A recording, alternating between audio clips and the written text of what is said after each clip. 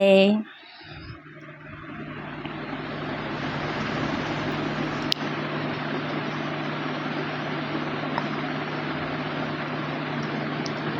सद्गुरु कबीर साहब जी की एक साखी के आधार पर कुछ बोलने का प्रयास कर रही हूँ।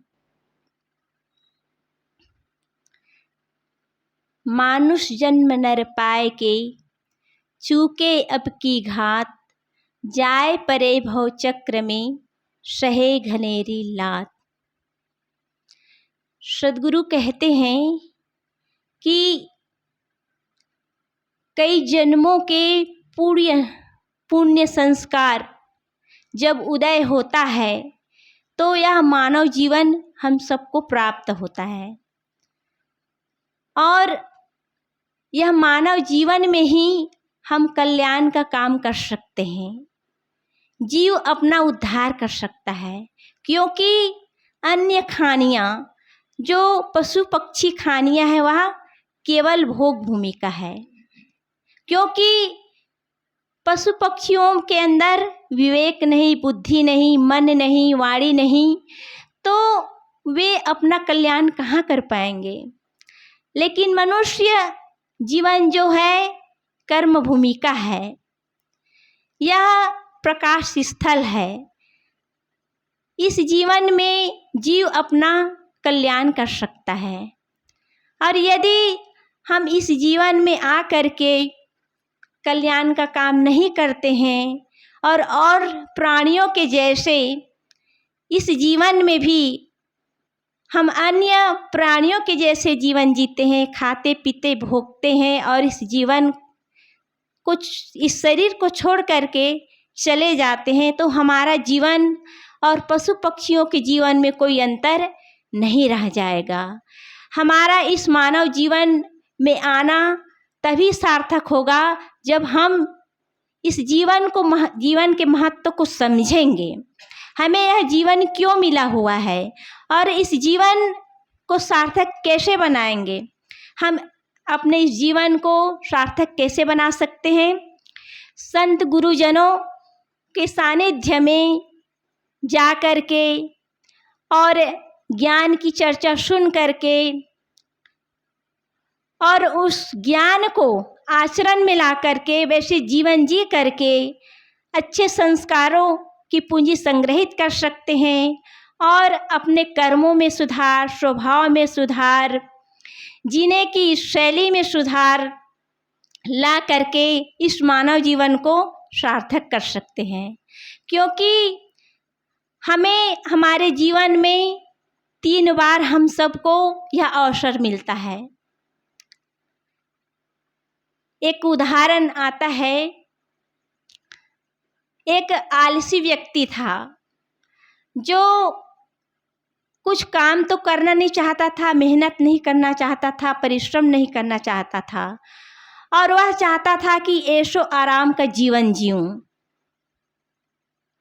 तो लोगों से वह सुन रखा था कि किसी के नसीब में होता है, किसी का भाग्य ऐसा होता है, तो जब भाग्य मिलता है तो उसके जीवन में उसे सुख ही सुख मिलता है, धन ऐश्वर्य उसके जीवन में उसको मिलता है।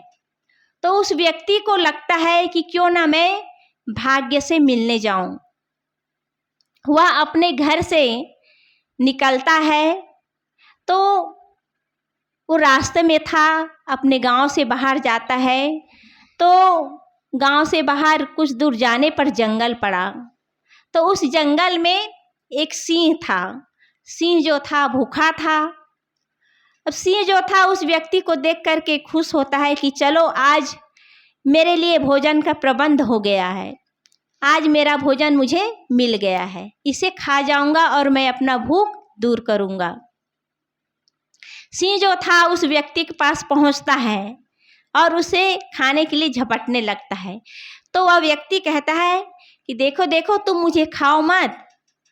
तो सिंह कहता है कि क्यों ना खाऊं, तू तो आज का मेरा तू भोजन है।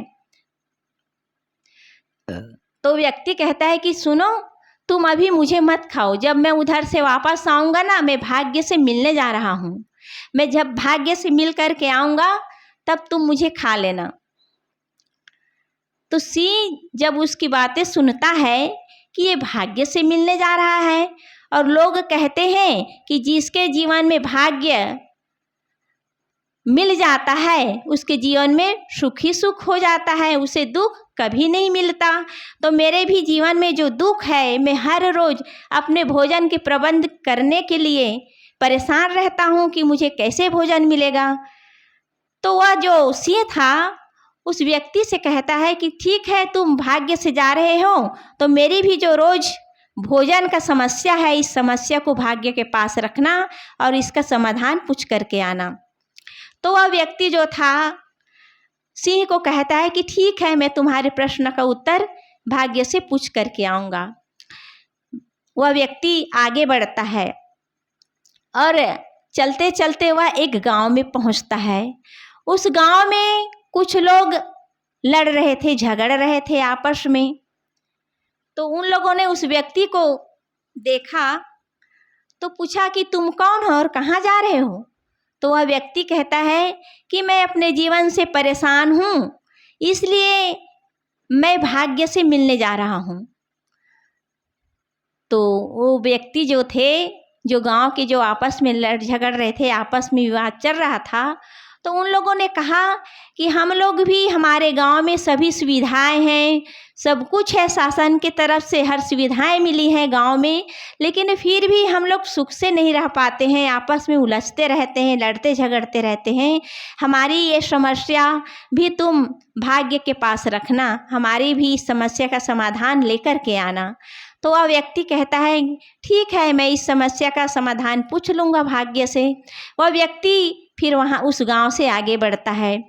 जब वह व्यक्ति उस गांव से बढ़ता है, चलते चलते जाता रहता है, तो उसे रास्ते में एक राजकुमार मिलता है जो घोड़े पे सवार रास्ते पे चल रहा था, जा रहा था।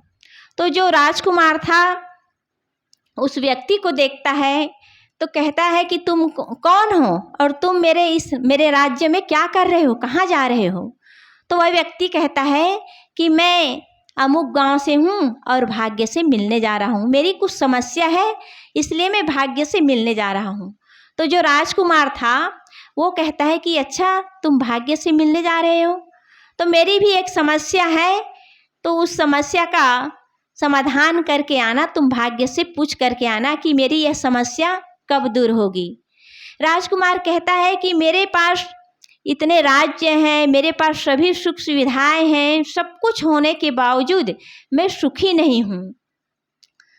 तो वह व्यक्ति कहता है कि ठीक है राजकुमार, आपकी जो समस्या है, जो प्रश्न है, उसे मैं भाग्य से पूछ लूँगा, उत्तर ले आऊँगा, क्या कहेगा तो भाग्य जो समाधान, कुछ न कुछ समाधान आपके प्रश्न का, आपकी समस्या का समाधान हो जाएगा। वह व्यक्ति वहाँ से आगे बढ़ता है। जब वह चलते चलते एक जंगल, एक गांव से बाहर जाता है, तो वहाँ पर एक दंपत्ति बैठे हुए थे एक झाड़ के नीचे। तो वे जो दंपत्ति थे वे दोनों अंधे थे, उन्हें आँखों से दिखाई नहीं देते थे। जब उस व्यक्ति के आहट सुने वे लोग तो पूछे कि कौन है, तो वह व्यक्ति कहता है कि मैं अमुक व्यक्ति हूँ और मैं अमुक गांव से आया हूँ और मैं भाग्य से मिलने जा रहा हूँ। तो जो अंधे दंपत्ति थे वे लोग कहते हैं कि बेटा, हमारे इस दुनिया में कोई भी नहीं है और हम लोग बूढ़े हो चुके हैं, हम लोग यहाँ तक कि भोजन बना करके खा भी नहीं सकते और हमारे पास कुछ भी नहीं है कि हम अपने जीवन को ठीक से जी पाए, हमें ठीक से खाने के लिए भोजन भी नहीं मिल पाता है, तो हम लोग अपने जीवन से परेशान हैं। हमारी भी यह समस्या है, तो हमारी समस्या का समाधान तुम भाग्य से पूछ करके आना, कुछ तो हल निकलेगा। तो वह जो व्यक्ति था उन लोगों को आश्वासन देते हैं कि ठीक है, बिल्कुल आपके समस्या का समाधान मैं करा के ही आऊँगा भाग्य से।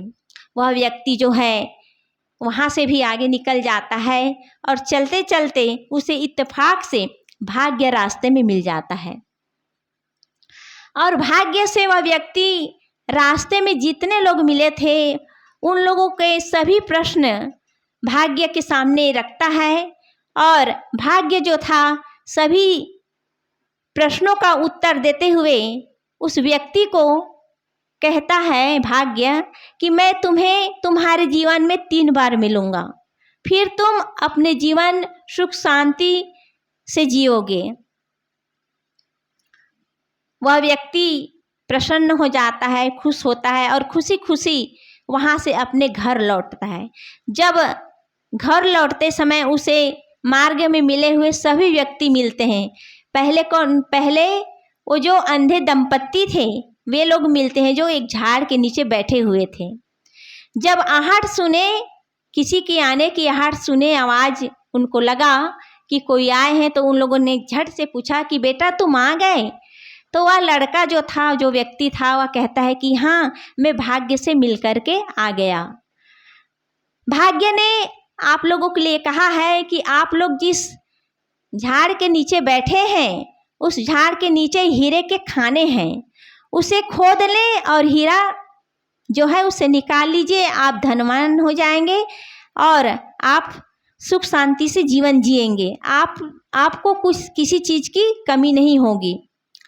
तो जो अंधे दंपत्ति थे वे बुजुर्ग थे, बूढ़े थे, कुछ कर नहीं पाते थे। तो उन लोगों ने कहा कि बेटा हमारे यहाँ तो कुछ भी नहीं, कोई भी परिवार में कोई भी नहीं है, कोई रिश्ते नाते नहीं है, तो तुम ही हमारे बेटे बन जाओ और इस हीरे को यहाँ पे जो ज़मीन में हीरा गड़ा हुआ है उसे खोद करके निकाल लो और तुम यहीं रहो, हमारी सेवा करो और हमारी जो संपत्ति है वह सब तुम्हारा हो जाएगा। तो वह व्यक्ति कहता है कि नहीं नहीं, मैं मेहनत करने वाला नहीं, मैं परिश्रम करने वाला नहीं, मुझे तो भाग्य, मेरे जीवन में मुझे तो भाग्य 3 बार मिलेगा और मैं यूं ही धनवान बन जाऊंगा, मेरे पास सब कुछ हो जाएगा, तो मैं मेहनत क्यों करूं। वह व्यक्ति ऐसा कह करके वहाँ से चला जाता है, क्योंकि वह बहुत ही आलसी था, कुछ करना नहीं चाहता था। फिर वह व्यक्ति चलते चलते उस राज्य में पहुँचता है जहाँ राजकुमार रास्ते में मिलते हैं और राजकुमार जब उस व्यक्ति को देखते हैं तो पूछते हैं कि भाग्य ने मेरे लिए क्या कहा है। तो जो व्यक्ति था वह कहता है कि भाग्य ने, पहले तो वह व्यक्ति जो है उस राजकुमार के लिए नाराज होता है, गुस्सा होता है, क्रोधित हो करके कहता है कि तुम झूठ बोलते हो, तुम राजकुमार नहीं हो, तुम राजकुमारी हो। तो जो राजकुमार के भेष में राजकुमारी थी वह कहती है कि हाँ तुम ठीक कह रहे हो, मैं राजकुमारी हूँ। तो फिर वो व्यक्ति कहता है कि तुम, भाग्य ने कहा है कि तुम किसी व्यक्ति से विवाह कर लो, फिर तुम शांति पूर्वक अपना जीवन जियोगे। तो राजकुमारी जो थी वह कहती है कि मैं कहाँ राजकुमार ढूंढूंगी शादी करने के लिए, तुम ही मेरे साथ शादी कर लो, फिर तुम मेरे राजा बन जाओगे और मैं तुम्हारी रानी, और इस तरह हम दोनों फिर सुख शांति का जीवन जिएंगे। तो वह व्यक्ति कहता है कि मैं शादी वादी के चक्कर में पड़ने वाला नहीं हूँ, मुझे तो भाग्य यूं ही मिलने वाला है, तो मैं फिर इस शादी के चक्कर में क्यों पड़ूं। ऐसा कह करके वह व्यक्ति वहाँ से भी चला जाता है। अब वह व्यक्ति जो है चलते चलते उस गांव में पहुँचते हैं जहाँ आज भी लोग आपस में विवाद कर रहे थे। फिर लोगों ने उस व्यक्ति को देखा कि वह जो है भाग्य से मिलकर के वापस आ गया है। सभी लोग उनके पास आ गए और पूछने लगे कि अच्छा कहो कहो, भाग्य ने हमारे लिए क्या कहा है। तो व्यक्ति ने बताया कि भाग्य ने आपके लिए कहा है, आप लोगों के लिए, कि आप लोग अपने में से किसी भी व्यक्ति को अपना मुखिया बना लो और उसके अनुसार अपना जीवन जियो, फिर सुखी पूर्वक जीवन जिएंगे, आप लोग कभी विवाद नहीं करेंगे, उलझेंगे नहीं। तो लोगों ने कहा कि हम लोगों का विचार आपस में नहीं मिल पा रहा है, हम लोग चुन नहीं पा रहे हैं कि किसको मुखिया बनाएं, आप ही हमारे गांव के मुखिया बन जाओ। तो वह व्यक्ति कहता है कि नहीं नहीं, मैं इस लड़ाई झगड़े की झंझट में पड़ने वाला नहीं हूँ, मैं इस सब में झंझट में नहीं पड़ूंगा, मुझे तो भाग्य मेरे जीवन में यूं ही मिल जाएगा, तो फिर मैं झंझट में क्यों पड़ूं। ऐसा कह करके वह व्यक्ति वहाँ से भी आगे निकल जाता है। अब वह व्यक्ति जो है चलते चलते उस जंगल में पहुंचता है जहां वह सिंह उसका इंतजार कर रहा था। सिंह जो था उस व्यक्ति को देखा और उसके पास चला गया और पूछने लगा कि भाग्य से तुम मिलकर के आ गए? तो व्यक्ति ने कहा कि हाँ, मैं भाग्य से मिल करके आ गया हूँ। तो सिंह ने पूछा उस आलसी व्यक्ति से कि अच्छा, भाग्य ने क्या कहा है? तो वह व्यक्ति कहता है, मार्ग में मिले हुए सभी लोगों की समस्या का समाधान बताते हुए वह व्यक्ति जो था सिंह से कहता है कि भाग्य ने तुम्हारे लिए कहा है कि संसार में जितने मूर्ख व्यक्ति मिलते जाएंगे उनको खा खा करके तुम अपना भूख दूर करना। तो जब सिंह उस व्यक्ति की बातों को सुनता है और वह मन में सोचता है कि तू कहता है कि तुम्हें 3 बार मिलेगा और तुम्हें भाग्य 3 बार मिला, लेकिन तीनों बार तुमने ठुकरा दिया और अब मेरे पास आया है, तो तुमसे बड़ा मूर्ख मुझे कहाँ मिलेगा। वह उस व्यक्ति को सिंह जो है दबोच कर खा जाता है। तो इस तरह उसे 3 बार भाग्य मिलता है, लेकिन व्यक्ति उससे समझ नहीं पाया। जो आलसी व्यक्ति था उसे 3 बार अवसर मिला, लेकिन वह नहीं समझ पाया। यह तो एक उदाहरण था, एक कहानी थी समझाने के लिए। इसी तरह हम सबको 3 बार अवसर मिलता है, बालपन, युवापन और बूढ़ापन। व्यक्ति जो है बालपन को क्या करता है, खेलने, खाने, घूमने में बिता देता है और जब जवानी आती है तब राग रंग परिवार संभालने में राग रंग में फंस जाते हैं, भजन करना छोड़ जाते हैं, जाते ही नहीं सत्संग भजन में। और तीसरी अवस्था आती है बूढ़ापन। तो बूढ़ापन में क्या होता है, रोग सताता है, सारी इंद्रियां जो है शिथिल हो जाती हैं, कान से सुन नहीं सकते, आँख से देख नहीं सकते, हाथों से सेवा का काम कर नहीं सकते, तो सेवा सत्संग का कहाँ लाभ ले पाएंगे। तो व्यक्ति को, मनुष्य को 3 बार अवस्था मिलती है, अवसर मिलता है। फिर अंत में जो सिंह रूपी काल है, मृत्यु जो है व्यक्ति को दबोच खाता है। तो इस प्रकार मनुष्य जो है अपने तीनों अवसरों को खो देता है।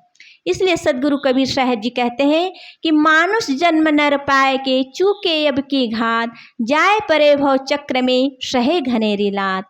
यह सुंदर मानव जीवन हम सबको मिला हुआ है, यह सुनहरा अवसर मिला हुआ है और इस अवसर को पा करके हम यदि कल्याण का काम नहीं करेंगे तो हमें भवचक्र में घूमना पड़ेगा, भवचक्र का चक्कर खाना पड़ेगा। भवचक्र क्या है, जन्म लेना और मरना, यह महादुख है, यही भवसागर है और इसमें हम दुख भोगते रहेंगे। इसलिए सावधान हो जाए और जो मानव जीवन मिला हुआ है इस जीवन को हम सार्थक करें। सार्थक तभी होगा सत्संग करेंगे, भजन करेंगे और संत महापुरुषों के द्वारा, गुरु के द्वारा जो ज्ञान हमें मिलता है उस ज्ञान को आचरण में लाएं, जीने का प्रयास करें, तभी हम अपना जीवन सार्थक कर सकते हैं। बस इन्हीं शब्दों के साथ अपनी वाणी को विराम करती हूँ। बोलिए सद्गुरुदेव की जय।